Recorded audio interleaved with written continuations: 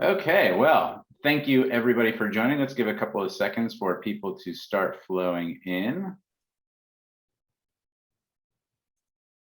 Just take a quick look. Yeah, I see a bunch of people starting to kind of flow in, so I'm going to give it a second before we actually get started.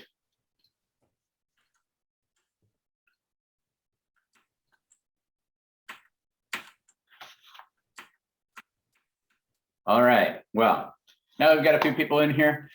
So thank you everybody for joining our webinar as part of the How They Did It series. This one we are calling the Turn Manual Processes into Automated Workflows. So just a quick note about logistics. We absolutely have a lot of things to go through today. So if you have any questions through the webinar, please put them in the questions panel. And we have some dedicated time at the end that we can go through and we'll go and answer them. Otherwise, I might try and include them as we go through. But yeah, so this one, the series is something that we've done a few of, and we're very happy with it. It's something that we've invited our customers to come in and talk through their process of going through their initial automations, right? How they made a decision about what challenges that they wanted to address, how they, started that engagement, and what their results were at the end of it. But for this one, we wanted to actually get a bit more nitty gritty. We wanted to, really show some of the actual artifacts from the old workflows, some of how we did that transition, and actually do a demonstration of what one of those solutions can look like after the first couple of sprints and the first releases that you have for an application. And so for us, we are going to actually turn inward on this one. So we're going to talk about a process that we automated for ourselves, which is in our case, the recruiting process.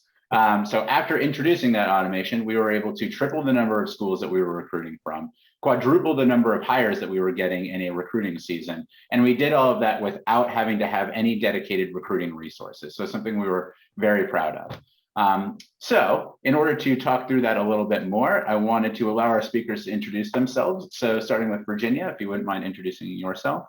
Sure, thanks, Colin. So my name is Virginia Terrazas. I had started with Macedon back in the fall of 2013. At that time, I was helping out and leading the HR, recruiting, and finance departments. It wasn't until recently that I found my home in the finance department as the senior accountant. Thanks, Colin. Definitely have worn a lot of hats at Macedon. Yes. And Alex Lang, if you wouldn't mind introducing yourself. Yeah, thank you, Colin. I am a business process architect here at Macedon Technologies. I joined about 6 years ago.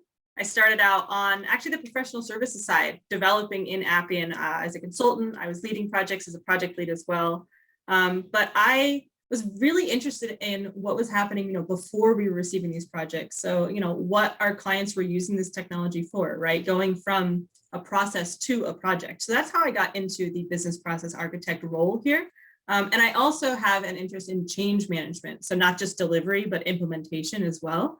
I actually got certified in that in 2020. And I am really excited to be here today talking about this with you. So thank you, Colin. Great. Thanks. So to introduce myself really quick, so my name is Colin Schoenfelder. I'm the Director of Technologies at Macedon.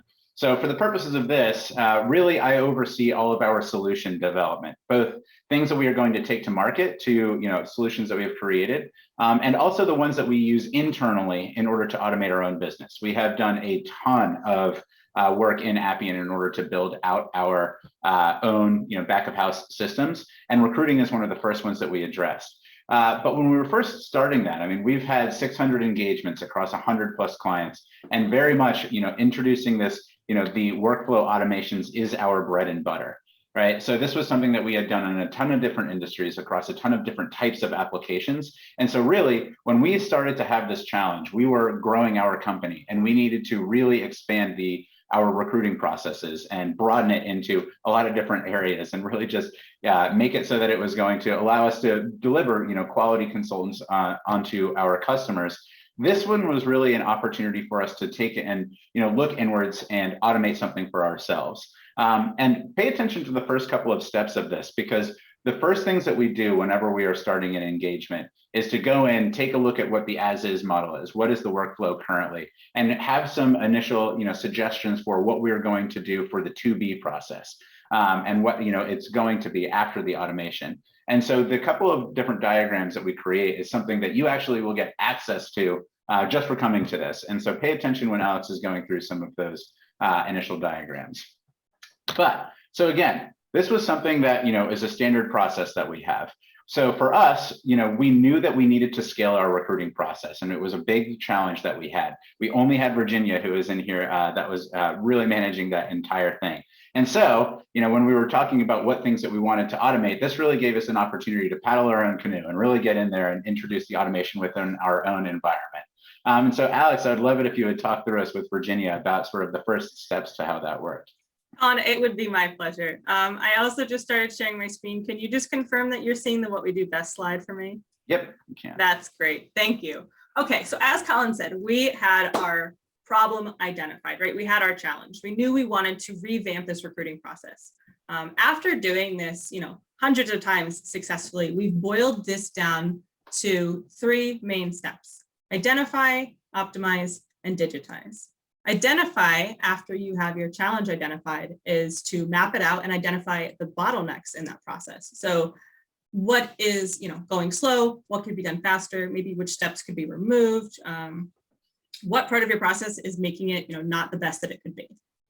The next step is to optimize your process, and optimize is actually 2 parts. So it's going to be setting strategic goals that you want to see when this process is revamped, and then the actual to-be model of where you're going to reorganize the process, maybe, or remove some steps, add automation, add what you're going to do to make this process the best it can be.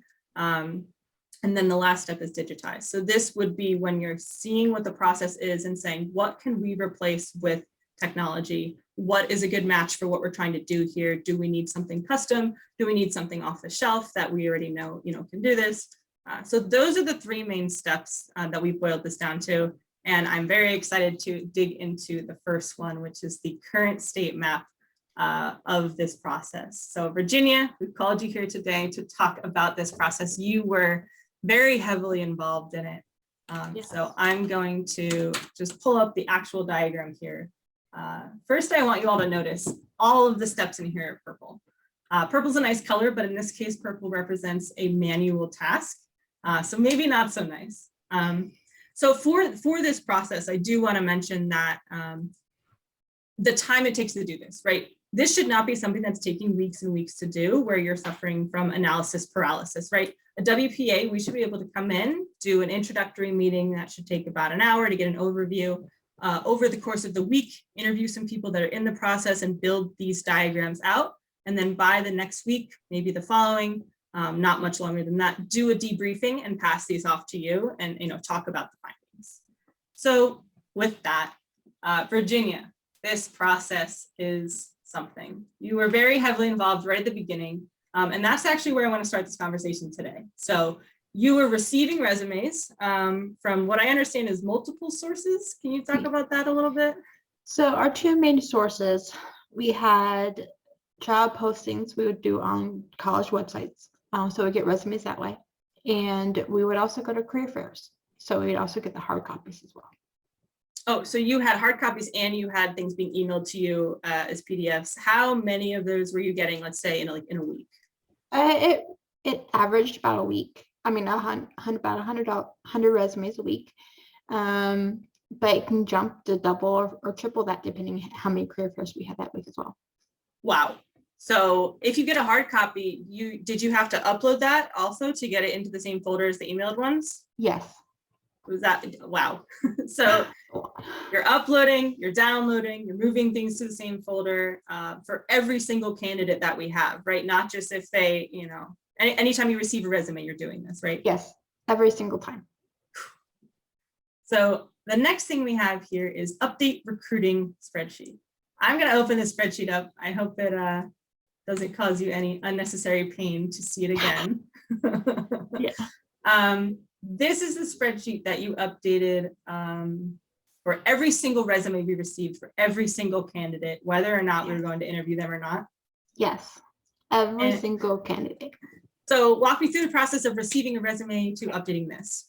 So we would receive the resume. I would have to upload it and save it to my own personal file that needs to go to. But they need to be logged. So their name, their email addresses, all their contact information. And when we received it, this was all data entry, all manual. So every single candidate, you're typing their name, you're reading something, typing, reading, typing. Definitely no room for error there, right? No typos. Oh, no, nothing? never. Yeah, I bet that was really fast too, right? Yeah. Yeah. So that is a work of art. So for every candidate, you're screening them. So you're the one that screened them. You read all the resumes. Let's say you screen 100 in a week and you choose not to pass 75 candidates, let's say. 75 either don't have the right major, different GPA, whatever the reason is, you're rejecting these candidates at screening. I'm opening up our interview templates here. Walk me through what you need to do for all of those rejections.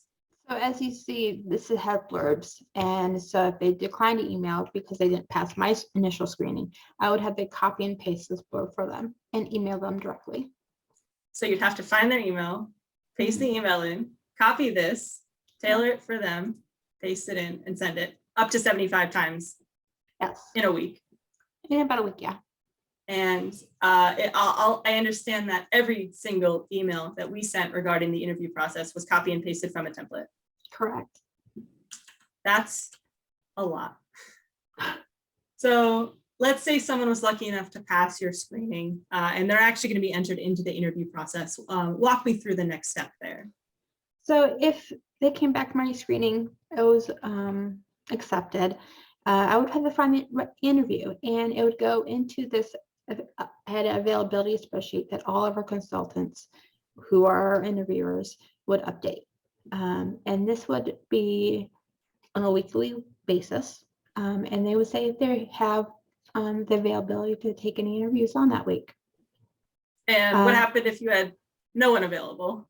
I would have to kindly send like a little nasty gram to our interviewers, ask them, say, hey, I need help. Yeah. And if I may say, as the CS that is in this spreadsheet right here, we weren't always the most forthcoming about updating our availability. As you would not want to get one of those nasty grams from Virginia. Oh, Colin. So Virginia, would you agree that this was not reliably updated for you? No, it wasn't very reliable. Things can change on a daily basis. Yeah. And it can be missed. Yeah. Who wants to go wrangle the cats, really, when it's like, your job here, right? It's too much. So the next step is sending that interview email. So once you went ahead and found somebody, you then had to email, who were you emailing at this point? I would email the candidates, the interviewers, and I would have to attach the resume as well. So you had to keep track of the candidate, the resume, and who you were going to have interview them, and then send that email. Yeah. Wow. So as an interviewer, I can speak to this next two steps here. So after figuring out, who we were assigned to do the interview, we then had to propose a time to that candidate. I would say Monday, 11 a.m. And they're like, oh, I have class, I can't. I'm like, okay, well, what about Friday? And they're like, oh, no, I can't. So it's like that back and forth can take days, right? Days and days. It could be upwards of a week, 2 weeks before we actually even schedule an interview because of all the manual back and forth that we were having. And then once it comes time to actually conduct the interview, that's something that we really can't replace, but we didn't have a centralized location to, I guess, in a nice way, like fill out our survey and give you the information that you needed. We were just, all using this, this same spreadsheet, right? So yeah.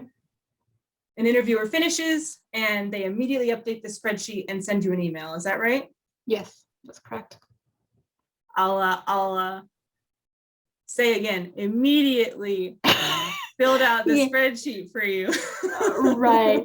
As you could tell, all of our interviewers are all of our consultants as well. So they can have an interview and then they have to jump into a meeting. So it was very common for something to be missed and very easy to do that. We're all just human. Yeah. So it sounds like you didn't really have too much insight into if it was done, was it filled out? Was it not filled out? Are they passed? Are they not? And you had to actually at some points reach out and ask people, are you done yet? Did you have this interview? And a lot of just oversight from you that It was. shouldn't be necessary. Yeah. There was no real-time accessibility. Yeah. And, what we just went through is painful enough, but, there are more steps to this that we've also, revamped. But as you can see, we had our work cut out for us with this process, and it was a perfect candidate to automate, I think. And that's why we chose this one. I actually went ahead and read your mind, Virginia. I wrote down all the challenges we just talked about on this slide. But yeah, recapping what we wanted to, what was wrong here. Manual data entry, copy and pasting, no automated emails. Data integrity is at risk because of all the manual entry and copy and pasting. There was also, an uneven distribution of emails because because, you're always going to get that one person who's going to cave and say, yes, I can do the email, or yes, I can do the interview. Yes, I can do the interview. And some people are always busy and can't do it, right? So uneven distribution as well. And taking a look at this process, it was impossible to scale. There's no way we could have been doing more than we were doing at this point. And as a growing company, we needed a recruiting process that was efficient, desperately. The last bullet point here actually is no visibility in reporting to see trends. Can you talk a little bit about what the reporting was like for this and if you were able to see those trends? It was very difficult to see any trends. The reports I had were in Excel and they were not in real time. So it was just very difficult. Got it. So thank you so much for stepping through that with us. I hope it didn't hurt too bad. We're going to talk about now the second step of this process, which is to optimize. And the first part of optimizing is setting goals. You want to set goals for two reasons. One, it gives you like that North Star vision of what you're going to do as you're redesigning the process. And second, when you're done building it, when a year has gone by and you are deep in the process that has been revamped, you can look back and say, did we achieve our goals, right? Did we do what we set out to do when we revamped this whole thing?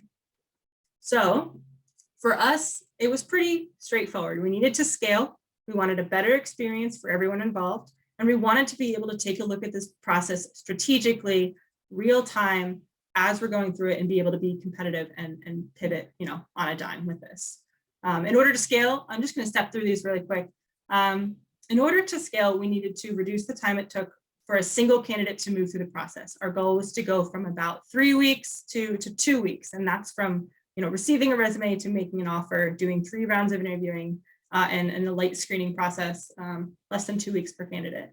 We wanted to reduce the time that recruiters like Virginia and interviewers like Colin and myself were spending on really tedious work. Doing the interview is one thing, but being able to keep track of all of those manual steps, without really notifications, just relying on emails and letting one another know what's going on, we needed to remove that. The last thing, and probably the most important part of scaling, is actually hiring more people. We wanted to grow our pool of consultants so we could take on more projects and just grow as a company. So hire more people is, how we're going to scale. The next is the experience. The first one I think is the most important here, standardizing and improving the candidate experience. If we're trying to get competitive, really qualified candidates, we know that they're getting other offers, right, at the same time. And if we're taking a week or two to schedule these interviews and get back to them, we're going to lose those candidates. So we didn't want just quicker turnaround time. To hire more consultants, we wanted to hire more qualified consultants and really be capturing, the best candidates that we can. And with that, one of the hard numbers is we wanted to have a higher ratio of accepted offers as well. So people are coming through this process, they're enjoying it, it's fast, they like our company, and they want to work with us, right? On the flip side, we also wanted a consistent and intuitive process for people like me and Colin, who are doing other things with our real job, with consulting on our projects and doing this on the side. We wanted it to be simple. We want to go one place and see all of our work. We want to be notified when things are happening, right? We just want it to be really easy to do, get in and out, be really efficient with it, but still have quality in those. Last is strategy. So looking at this strategically, instead of being bogged down in this process, we wanted to have the ability to see those trends, as we were talking about before, in real time, right? So that's the visibility and reporting for process improvement. We wanted to have reports, right? And lastly, we wanted to increase not just how many candidates we had, but also how many schools we were recruiting at. So we were doing a lot of local schools. We were based in Virginia, so we were doing only a couple of Virginia schools. We wanted to go after bigger schools, better schools, like, just have more schools in our recruiting process. So those were our success metrics. Those were going to give us guidance when we were doing our to-be process or our future state. And those were going to give us the sense of achievement of success when we were done and looking back on this. So diving into the second half of optimization is actually the future state process. I'm going to bring up this same diagram, and here we see the current state again. I'm going to flip over to the future state and notice a difference. I'll come back. Every single node here, every single square is purple. We already know purple is bad. Looking at this future state, there are 2 purple squares. And there's also some processes that have to be done manually, like screening candidates. We're not going to be able to replace that with technology. And actually doing the interviews, those have to be done by people as well. But basically everything else, we wanted to be automated. We didn't want to have to think about it. We wanted something to do it for us so we can do just the meat and potatoes of the process and not worry about the rest of it. So everything here is something that's done by another system. So speaking of other systems, as we were digitizing this, we were thinking about what we wanted to use. So our main focus is Appian, at this time, and we didn't have any internal Appian ourselves. So we took this as an opportunity to, I guess, practice what we preach, to row our own canoe, as Colin's saying, and build something in Appian that we were going to use in-house. So we took that opportunity and ran with it. And today, I can't wait till Colin tells you how it's scaled. Yeah. And so, kind of just keeping on this diagram a little bit, once we had made that decision, we are going to start to automate this process, right? The first kind of thing was to try and figure out where are we going to get the most immediate bang for our buck and really figure out what things that we wanted to focus on in our automations to get the most value. And taking a look at this right now, Virginia was describing all of that, information that she had to, collect and get back and forth between different people. That long process or time that it takes to move candidates into a system, have them get assigned out to different, interviewers, manage all of their availability and try and figure out what they were going to do, and then actually go through and capture all of the results of an interview, make sure that it gets off to another person, and really that whole process of coordinating between all of those different groups and trying to figure out exactly what we needed to do, right? So that was something that was a big challenge for us to address as we were going through and doing our interview process, and it seemed like it was going to be a really appropriate place for us to start with our own automation process. And so the first step that we had really when we were trying to figure out what we wanted to do was figure out what that MVP was. What is going to be the most valuable thing that we are going to get up front to get the most bang for our buck out of our automations. Now, it did not stop by any means after the minimum viable product. This was something that we have iterated on for a long period of time since then. But really what I wanted to focus on as part of this demonstration is that the first couple of steps. What were the immediate values that we were able to get in the first just couple of months after we started this automation process? And for that, we decided to start with first digitizing the data. Right. So getting everything out of those separate, spreadsheets and trying to get, or different Google Drives for where we're going to store resumes, and then a spreadsheet for where we're going to store candidate information, and then, everything in disparate emails for when things are being coordinated, right? Get all of the different information into one centralized place so that everybody has a good understanding of what's happening. Second, try and automate those interview assignments. Virginia is having to go through and manually figure out who an interview needs to get assigned to. We wanted to try and to make that a much more streamlined process and take away a lot of that coordination. So that was sort of the next layer of things that we wanted to focus on. And then third, the resume uploads and email generation. This was really that, ongoing effort to try and bring all of the information into one centralized screen, so that if I am looking at somebody as Virginia, or if I'm looking as an interviewer across all of the different rounds that have completed, making sure that it's one-stop shop for us to go and collect all of that information and bring things through. Once we had decided on that vision that we thought was going to most adequately meet all of the goals that Alex was describing earlier, then it was time to actually dive in and identify a team and convert those ideas into user stories, right? Get our full list of all of the different things that we are going to try and complete in a user story form. And then we can go through and prioritize and iterate through all of those lists of stories in order to deliver something into an actual piece of software that this is going to be implemented in. And apply that team in order to take the first couple of sprints and really iterate through it and deliver something. And I'm very excited to say that I wanted to go through and actually show a little bit of the results of that exercise.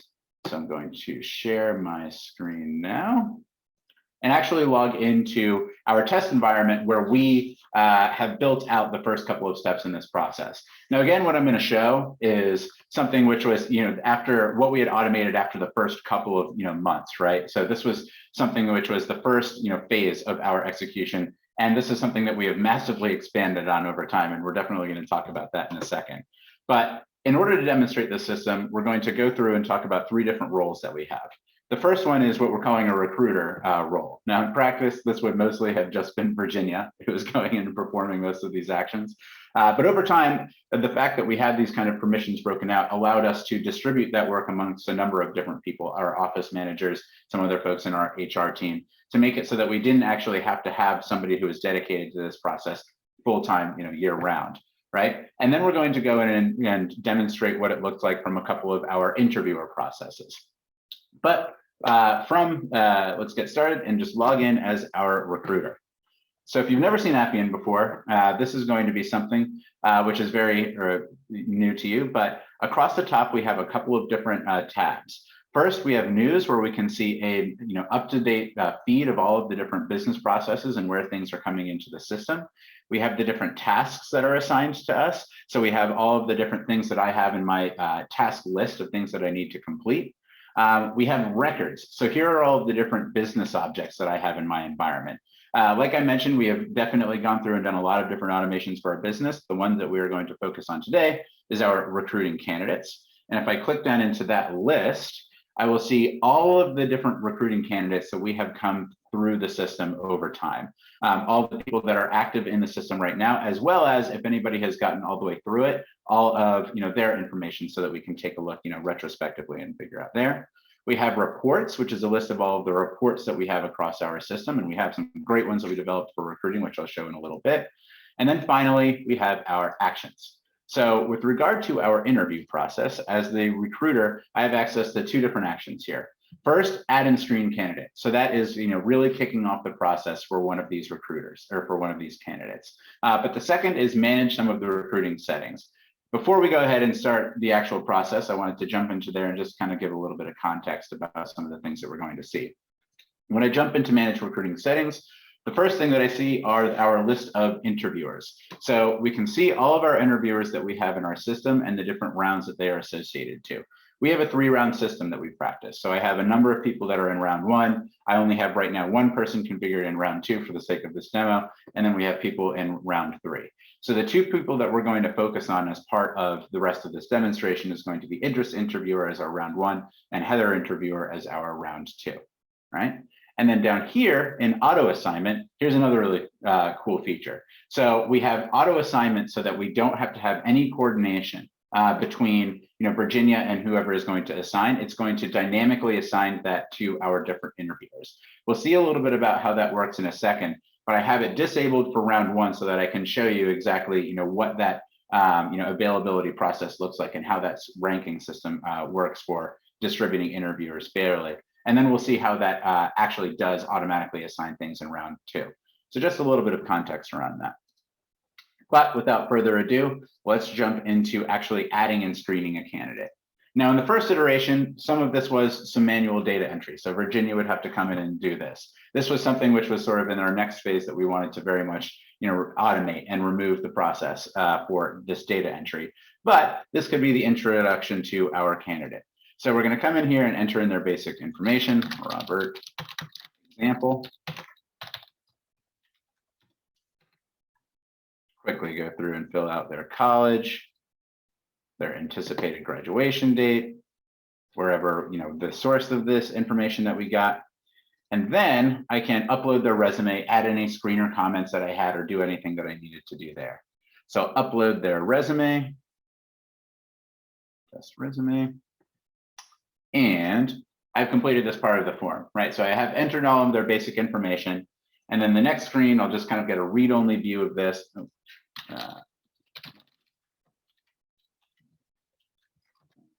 I'll get like a confirmation read-only version of this so I can make a decision about exactly what I'm going to do and make sure that I uploaded the right resume, which was a key thing when you have, several hundred of them potentially coming in at any given time. So take a look at this. Everything looks good to me, and I'm going to start the interview process. Now, because I have the automated assignment turned off for the first round, the next form that we are going to see is going to be a list of all of the candidates or of all of the different interviewers that we currently have available. So we can see all of these different availables, Daryl, Price, Alex, Architect, and the fairness score for what the system thinks is going to distribute their is who should be distributed the next interviewer to. Now, one thing that I'll point out right off the box is that our interviewer for round one, Idris, is not currently on this list. Why is that? Well, in order to demonstrate it, I'm going to sign out of our recruiter and sign in as Idris interviewer. Now for this role, we have some similar views, but it's a little bit more focused, right? I still have the news tab, which gives me all the information, but just about the candidates that I am actually interviewing. When I look at my records and I take a look at the recruiting candidates that I have in here, I can see only the people that I am currently in the process of interviewing or have recently interviewed. And then when I go to actions, I have a slightly different list of the different interview actions that I have availability to, including manage my interviewer availability. So rather than updating the spreadsheet and having to have Virginia go through and hound everybody down for all of their availability, I can self-service come in here and come in and say, okay, here's my availability over the course, the next indefinite amount of time. So for this week, I have managed or noticed myself as unavailable. But let's say that something changes, right? So I had some sort of a business trip, but we decided not to go. And so I do have availability for this particular week.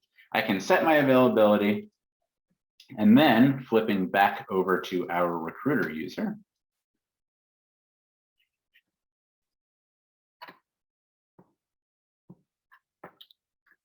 We will see that in real time, the task that we have for the assigning out the interviewer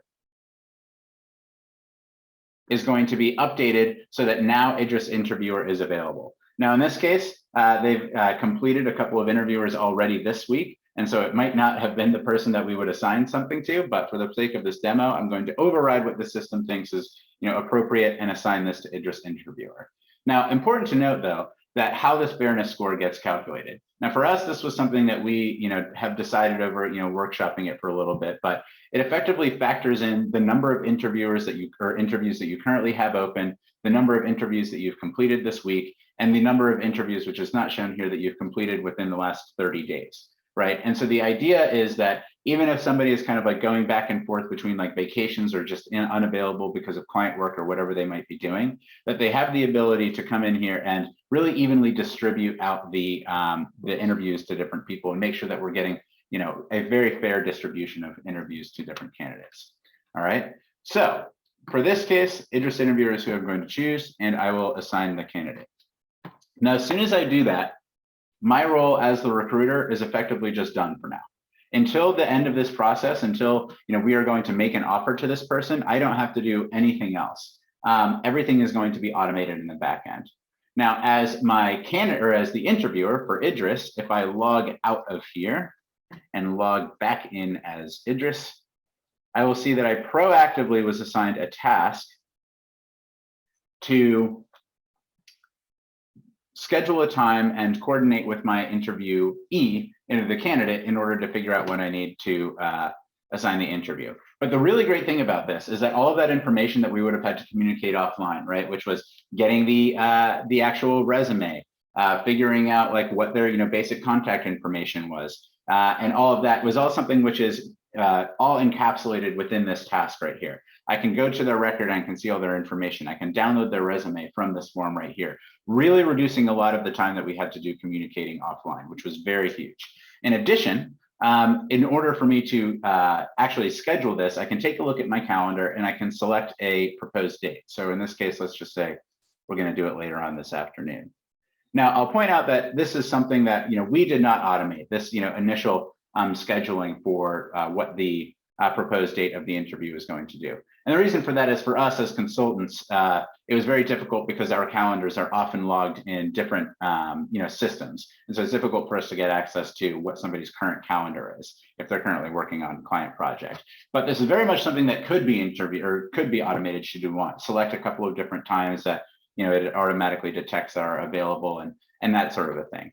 But the other nice thing is we're able to have standard templates that we have for communicating. Those same ones that Virginia had to copy and paste out of a out of a Google Doc into a form, we're able to pre-populate and put in all of the information here. So really simplifies the process for a an interviewer in order to schedule one of these candidate interviews. So after selecting that, I'm going to send an email to the candidate. And the way that this works is it would, in the background, go and send an email to the candidate that has the basic contact information about the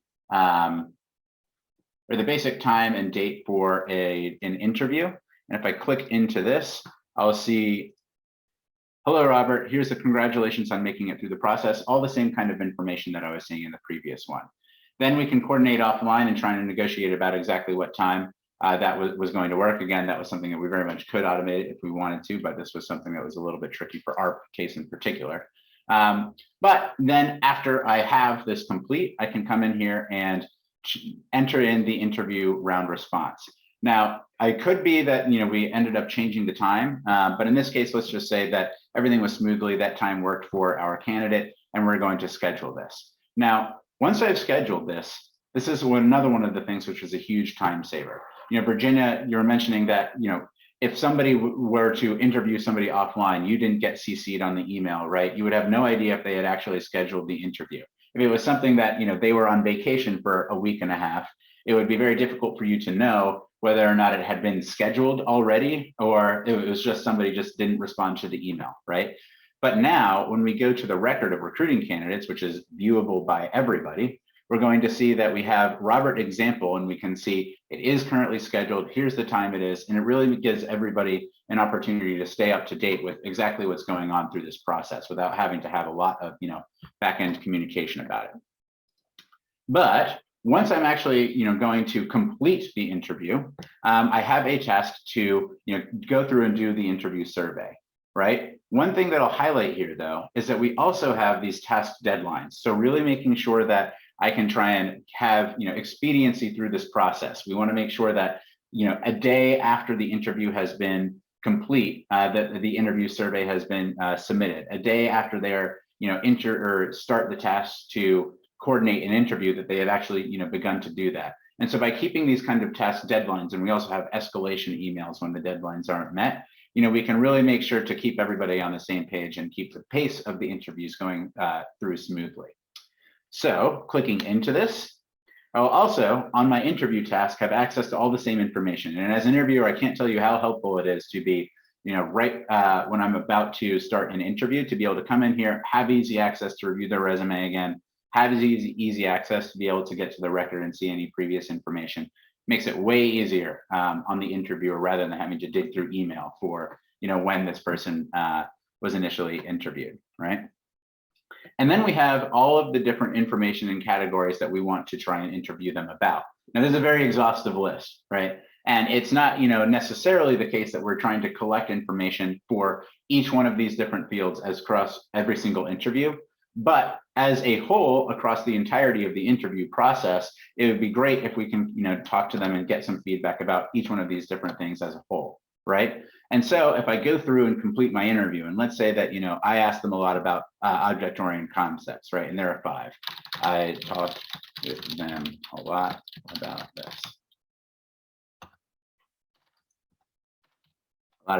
But maybe I didn't talk to them at all about SDLC methodologies, right? Should discuss this further. Okay, so I can enter that information into this interview form and provide an overall, summary at the end. So let's say that, yep, I thought this person was great. There was some couple of things that we wanted to continue to clarify, but I'm going to move them on to the next round, and I give them an overall rating of a 4. Right? So I can submit or enter that information and submit the survey. And again, that is all that I have to do for this process. I don't have to go back and follow up manually with anybody else about what the overall decision was. I don't have to go back and provide additional context. This is something which is now complete for the interviewer. And because of the fact that we have the automatic assignment turned on for the round 2 interviews that we have, when I go to my record, I will see that it has automatically assigned Heather Interviewer as the next assignee for this without having any manual intervention. Virginia doesn't have to go in and say, okay, let's see who is available now, and we're going to go in and complete that. Instead, it's automatically assigned to Heather Interviewer, and she is going to be able to, get the same kind of a task that I had for Idris. And if I log out and log in as Heather Interviewer, we will see a very similar task to what I had with Idris, only a much better or greater set of information here, right? So now when I go into my interview date for Robert example, when I click on their record, I'll be able to see the history of all of the, the previous round interviewers that they had and what the outcome was. And I can see all of the different interview surveys that for the previous rounds. And I can, keep up on, should discuss this further for SDLC methodologies. I don't need to hit on object-oriented concepts and see the overall rating. This was something which is a huge differentiator in our process and just how we complete our interviews, because it really allows it to be, a very cohesive interview process where we don't have to ask the same things over and over again. And, very frequently in my interviews that I complete, I would say, hey, so, I noticed that, whoever the first person was, I noticed that Alex, asked you a lot about this. I was really curious if you could follow up on this. And it really makes it a lot more engaging process for the people who are completing the interviewers to try and really make sure that when they are going to, make a decision about accepting an offer, that it feels like we're going to be a great place to work because, we actually care about them as people, not just, people that are being put through the system, right? So definitely a great advantage for just how things would work. And another thing that I want to note, so just for those of us who are not very good about entering our availability, Idris was very good about entering his availability for the next couple of weeks. But when I go over to Heather here, for my interview availability, I have not submitted any updates, but the system is automatically assuming that I am available unless I specify otherwise. And that has definitely been a very helpful feature for yours truly as we're going through. So we can put in those kinds of business rules, right? And make sure that, in this automation that we're accounting for, what is going to actually drive things forward in, in the process very well. But another thing that I wanted to show off about this, now that we've kind of gone through and take a look at the interview process, is some of the reports that now we're able to generate. So in order to do that, I'm going to sign out as our interviewer and sign back in as our recruiter. So one of the big problems that we were talking about also with just the spreadsheets and emails, right, is that it was very difficult for us to get an understanding of things like, where are we getting, what different, avenues that we are trying to recruit from are we getting the most success with? Where do we want to focus our efforts going forward? Do we have individual interviewers who are doing better about, choosing candidates that are getting to the next step than others? What is our accept, ratio, and where are we doing a lot of different rejections and that sort of a thing? So on our recruiting resume statistics report, and here we're obviously looking at, dev data or example data. But we can see here for whatever given time period that we want to look at, so we can see how things have changed over time. We can see a look at all of the different steps that we have in our interview process and what our passage and fail rate through all of those steps are. We can also then go and take a look at this by sources. So if we want to say in the same time frame, here are all the different sources that we have for candidates, and really get a deeper understanding of, where are we having a lot of success, where are we not having a lot of success, and we don't necessarily want to go back and do career fairs from this place. And that kind of information, right? So a very good way of visualizing and understanding how things are changing so that we can really optimize going on in the future. And then finally for us, we also have another one we can organize by the college that people are coming in from. So as we started to expand out to different schools, especially ones which are further away, if we have a lot of great candidates that are coming in from a particular technical school, we want to make sure that we are able to see that and really refocus our efforts to make sure that we are recruiting from places that we're getting great candidates, right? So all of this contributing to the whole overall message of trying to optimize this process and make it so that with the existing team of people that we have, able to get a lot more magnified results out of our recruiting process. So very excited to show off what we were able to deliver. In everything that we just saw was just the first couple of sprints that we had for delivery. So just like the first 6 to 8 weeks or so before we had all of this in production. So really exciting about what we were able to do. But I want to switch back to our presentation so that we can talk a little bit through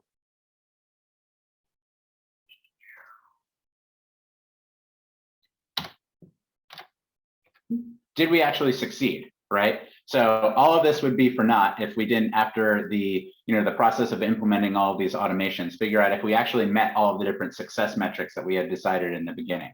And the first ones that I really want to highlight are growing our pool of consultants, increasing the candidate pool that we draw from, increasing the visibility of reporting for future candidate and process improvement, right? And take a look at some of the different metrics that we had from the actual system. So in the first season that we did this, we were able to double, or between the first season, right after we implemented this system, we were able to collect from a handful of schools that we had in our area, and we were still doing that. In the second recruiting season, we were able to double the career fairs that we were going to in order to recruit candidates from, and we doubled the number of offers that we had accepted from the previous year, and with the exact same resource pool that we were using this process for. In the third year that we were doing this, we were able to double it again.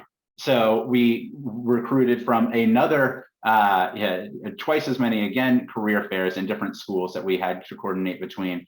And we were able to process so many candidates through the system that we had to introduce an additional pre-screening step through our website so that we could make sure that we were getting not completely overbearing our interviewers through the process. But we were able to double again in the third recruiting season the number of actual offers that we had into the system. So really starting to meet some of those goals that we needed to increase our candidate pool. And I'll say that again, that while it would be a little bit unfair to say that there wasn't a lot of coordination effort here, right, for from our office managers in order to help to pack together stuff for career fairs, and certainly a lot of effort on the interviewers to go through and actually complete the interviewers to get through this process, and from Virginia to sort of help people understand what that process was. We did not have any dedicated recruiters through the first several years of going through this process, and we were able to really scale up our efforts. So that was something that we were extremely proud of for our first automation, and so proud of it that we continued to build on this and build out other things within our business that we automated. But to take a quick look at the other steps that we have in here, right? So reducing the time that it takes to move a candidate through the process. We were able to implement those SLAs and make sure that we were able to meet them and escalate as we go through to keep our interview process as tight as we can, through that process. Reduce the time that recruiters and interviewers need to spend on tedious administrative work. Very apparent from going through the demo of that as an interviewer, not having to coordinate and go and gather resumes and send offline interviewers, made that process way easier and a lot more efficient for our interviewers and for the candidates as we go through. The standardized and improved candidate experience, again, that same thing. The system was really able to drive that process forward in order to make it so that the candidates have a very, still specific and unique to Macedon experience, not making it feel like you're, a part of a machine, but instead using this technology in order to provide a lot more insight into the process as we're going through to make it more personal.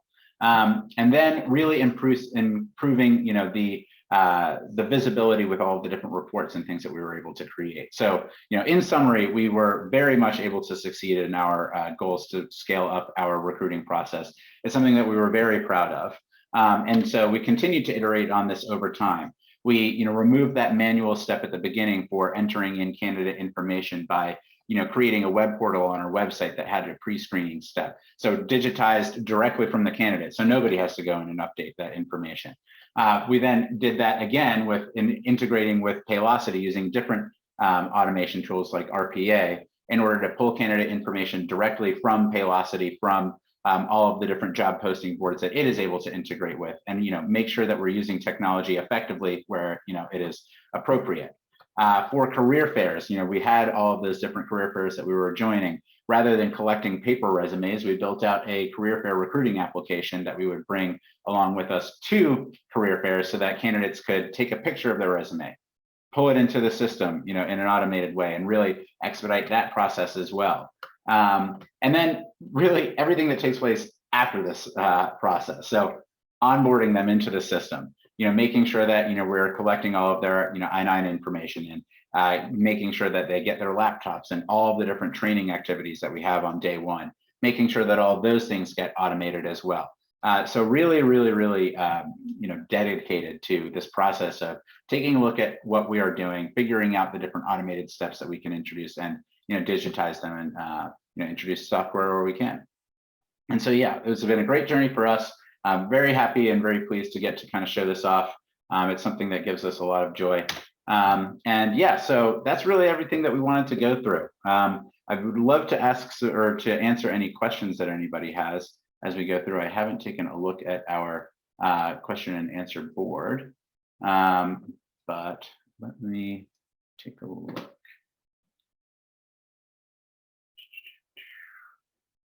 Okay. I see that we have like a couple of chats that came through.